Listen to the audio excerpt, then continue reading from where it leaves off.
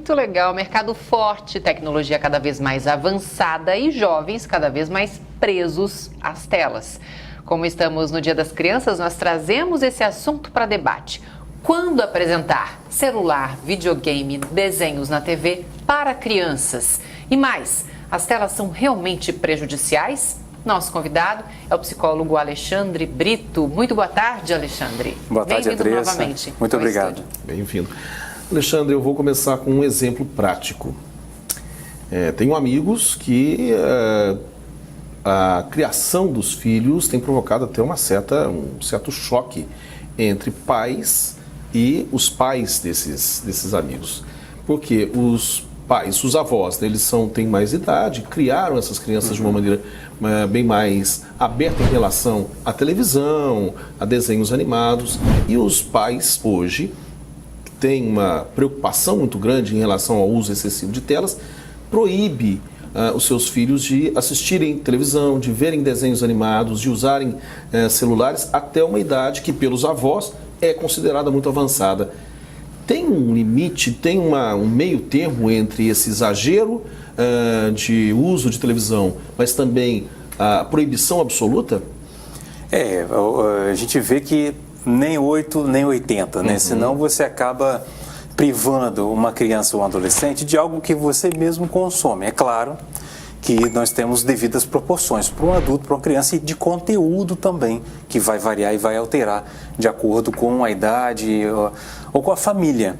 A gente percebe, Cacá, você trazendo que tem um choque de gerações, então toda geração vai tentar trazer um modelo de educação, mas tem geração que não acompanha as novas tecnologias ou mesmo as novas modalidades de educação. Por exemplo, a Organização Mundial da Saúde, antes da pandemia, orientava que uma criança pudesse ter acesso a uma tela por 2 horas ao longo de todo o dia.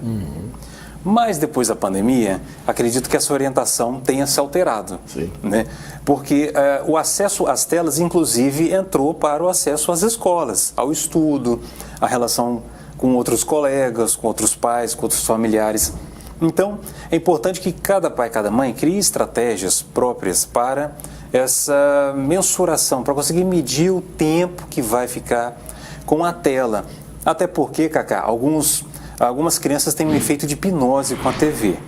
Então você liga a TV, liga aquele desenho animado, liga um vídeo que ela vai assistir no YouTube ou algum jogo, e ela fica horas entretida ali, e alguns pais têm aquele momento como um momento de alívio, descanso, um momento em que ele vai poder fazer algumas coisas sem que a criança perca sua atenção naquilo ali que ela tenha. Então é importante o quê? Administrar o tempo, para que também não substitua a vida real pela vida virtual, primeiro ponto, mas também que não seja algo literalmente radical. Por quê? Porque essa criança vai se desenvolver, vai se tornar um adolescente. E hoje, quase tudo de nossa vida passa pela tecnologia. Agora, eu tenho amigos, por exemplo, que têm filhos novos, né? Eles falam, não, pelo menos até, 2 anos de idade, eu não quero que ele tenha acesso à tela. Tem um período que é o ideal a criança não ter acesso, porque realmente é uma imagem totalmente distorcida da realidade. É muita informação, muito colorido, muita coisa. Isso prejudica de alguma forma a criança, o desenvolvimento cognitivo, por exemplo, dela? Não necessariamente vai prejudicar, porque a tecnologia ela vai depender sempre do uso que a gente faz dela. Pode ser um bom uso, pode ser um mau uso. Então, não deixar a criança que até 2 anos ter acesso à tela, não tem problema nenhum, né? Porque ela vai fazer o que ela precisa fazer, brincar. Então, a criança ela se desenvolve não com a tela. Então, a tela não é essencial para o desenvolvimento infantil. O que é essencial para o desenvolvimento infantil, sabe o que é? Outra criança. Então, uma criança ter contato com outra criança substitui perfeitamente uma tela, por exemplo. Então, a tela não é que tiveram acesso à tela até os 2 anos, por exemplo, vai ser prejudicial. Isso não é uma regra geral. Mas, mesmo que ela tenha acesso, que seja algo também organizado, pontual e que tenha um determinado limite de tempo. Mas se não tiver também, não vai causar prejuízo cognitivo.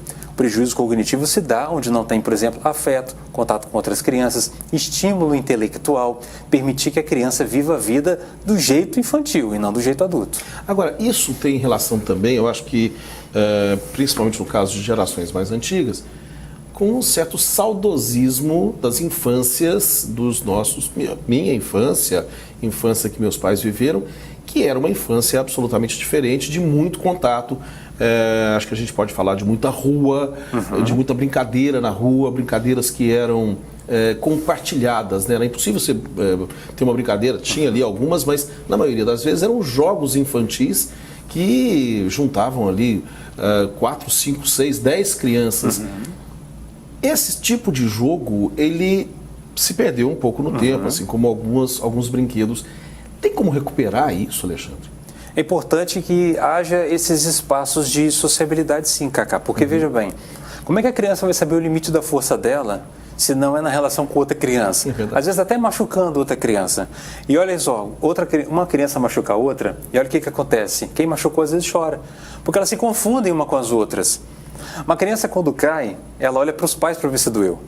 Então, a relação da criança com os adultos ou com outras crianças vão construir a infância. Então, ela precisa dessas brincadeiras de sociabilidade. Às vezes, se machucar numa brincadeira faz parte. Não podemos negar ou tentar evitar a dor, senão a criança ela vai sair sempre de joelheira ou tornozeleira. Uma bolha, Uma bolha e não vai se lançar para o mundo.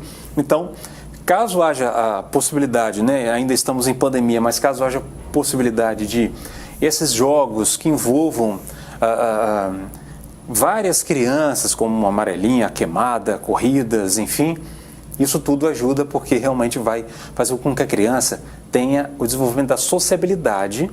E a gente está precisando de pessoas mais sociáveis. Estamos. Sem dúvida. Olha, a gente separou alguns dos brinquedos que a gente estava falando agora há pouco. Vamos dar uma olhada nos brinquedos que a gente separou? A gente quer mostrar. Essa é a peteca, né? Jogou muito peteca? Muito peteca? Eu não sabia jogar muito peteca. E esse aí, você jogou? Eu conheci esse jogo. Esse eu joguei muito, sim, de pescaria. Era muito legal. E você, Alexandre, jogou esse? Jogava assim, nunca ganhava. Nunca ficava o não peixe é um bom pescador. Eu também não tinha muita paciência com esse jogo, não. Esse você tinha que alimentar. Como que é o nome? Tamaguchi. Tamaguchi. Tamaguchi. Você tinha que alimentar o bichinho. Ou então ele morria. Olha que coisa mais dramática. Mas é bom para educação para a morte. Né? Olha só. Muito legal. E esse aí é o ioiô. Eu adorava. Ioiô eu era bom. Eu sabia fazer manobras com ioiô. Esse aí também era bom. Era bom também? Eu jogava também, ioiô. Gostava de brincar. Muito legal. O João, que tem muito menos idade aí, que nos acompanha aqui, deve estar olhando para tudo isso e achando muito estranho, né, João? Ele não está entendendo nada. O que é isso? Eu não sei isso aí. O que é? Isso parece aquele que você brinca fazendo afastamento. Esse eu não conhecia. Esse é o bate-bag? É bate-bag, parece. Eu não conheço esse aí, não. O bate-bag, eu não sei se é o bate-bag esse, mas se for o bate-bag, ele durante um período, as mães falavam que a gente não deveria jogar porque causava câncer. Nossa Senhora. Eram duas bolas pesadas que você jogava e acabava batendo muito na sua mão, mas... a Lise, nossa produtora, tá falando aqui que ela ficava com o braço todo roxo. Fica com o braço todo roxo, daí as mães falavam que dava câncer. Que horror. E esse era muito legal, de você ficar soprando e a bolinha subindo e descendo. Muito legal esse. Isso aí, vinha em doce às vezes. Nossa, que saudosismo bom. Isso é legal. Esse era legal também. Bilboquê, que se chama isso. Bilboquê. Bilboquê. Eu não lembrava do nome, não. Você tinha que acertar. Era outro também que machucava muito, porque essa bola fica solta pesada, e você tem que acertar a bola na haste que fica na sua mão. Muito divertido falar disso, né? Você aí de casa, lembra de algum brinquedo que não existe mais, que as pessoas não estão mais brincando, que seus filhos nem conhecem? Manda pra gente aqui que a gente comenta depois. Agora, Alexandre, é interessante, de repente, os pais fazerem essa brincadeira, mesmo que a gente fez aqui, né? Levar esses brinquedos mais antigos para as crianças, de madeira mesmo, em vez do plástico. Eu acho que isso é uma recomendação muito legal, porque aproxima pais e filhos. Veja bem, se você pega para o seu filho uma brincadeira que ele nunca viu antes, porque a geração de hoje não sabe nem o que é, por exemplo, um disquete ou coisa assim. Então vai olhar, não sabe nem o que é um pendrive, talvez. Então você levar para a criança um brinquedo, uma brincadeira, um jogo novo, em que ela vai ali conhecer você, adulto, e saber que você, adulto, já foi uma criança, Isso é muito interessante. Você pode, junto com essa brincadeira, uma outra recomendação é mostrar suas fotos infantis. Você adulto, quando pega suas fotos quando você era criança, senta, mostra, fala eu gostava de brincar, de tais jogos e joga. Nem que seja um jogo que você improvise com materiais atuais, enfim. Isso tudo é uma forma de você se aproximar de filhos, netos, enfim. Essa questão de gerações que se encontram, mas não no sentido de um ir contra a outra, mas tentar criar acordos e assim poder brincar. E não o adulto perguntar para a criança o que ela quer ser quando ela crescer. Acho que essa é uma das piores perguntas que se pode fazer para uma criança, né? É terrível. Muito interessante. Eu sei que nosso tempo acabou, mas eu tenho só mais uma pergunta aqui para fazer que chegou na nossa produção. E se a criança já está acostumada muito com a tela e pede muito, o que fazer para conseguir tirar? Pode causar um trauma, por exemplo?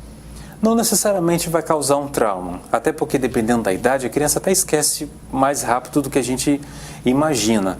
Então, às vezes, o trauma está mais do lado do adulto, como aquela criança que é acostumada a dormir na cama dos pais, e aí vai tentar colocar a criança na própria cama, e o adulto que sofre, sangra o coração, cai a lágrima. Mas a criança, em geral, ela tem uma grande capacidade de se adaptar. E se não for algo que esteja sendo ruim para a criança, uma retirada de forma punitiva, agressiva ou violenta, não tem problema também.